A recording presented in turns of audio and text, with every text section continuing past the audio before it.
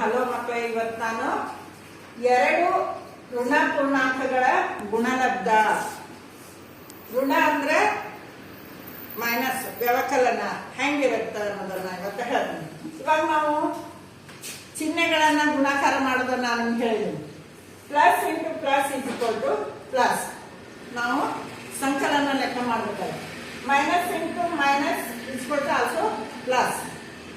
Minus into plus is equal to minus, plus into minus is equal to minus. ನಾವು ಆ ಒಂದು ಸಂಖ್ಯೆಯನ್ನು ಒಳಗೊಂಡಾಗ ಈ ತರ. ಇವಾಗ ಪ್ಲಸ್ ಇಂಟು ಪ್ಲಸ್ ಪ್ಲಸ್ ಅಂತ ಹೇಳಿದೆ ನಾನು.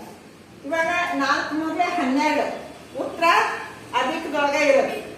ಆಮೇಲೆ -4 into -13 it is also plus 12. 4×12 -4 plus 3. ಇಲ್ಲಿ ನಾವೇನ್ ಮಾಡ್ತೀವಿ, ಗುಣಾಕಾರ ಮಾಡೋ ಮುಂದೆ ಯಾವ ತರ ಚಿಹ್ನೆಗಳ ಮಲ್ಟಿಪ್ಲಿಕೇಶನ್ ಆಗ್ತಾ ಅದೇ ತರ ನಾವು ಇದನ್ನ ಮಾಡ್ತೀವಿ. ಇವಾಗ ಸಂಕಲನ ಮಾಡುವಾಗ 1 ಪ್ಲಸ್ 1 ಮೈನಸ್ ಇದ್ದಾಗ ಕಳಿಬೇಕಾಗುತ್ತೆ.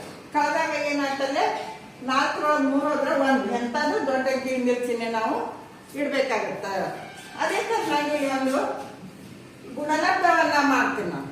ಏನಂದ್ರೆ -3 ಇಂಟು 4 ಇಸ್ ಈಕ್ವಲ್ ಟು -12. ಯಾಕಂದ್ರೆ ಇಲ್ಲಿ ಚಿಹ್ನೆಗಳನ್ನ ಗುಣಾಕಾರ ಮಾಡಿದಾಗ ಏನಾಗುತ್ತೆ, ಗುಣ ಬರುತ್ತೆ. ಇಲ್ಲಿ -3 ಇಂಟು 3 -9.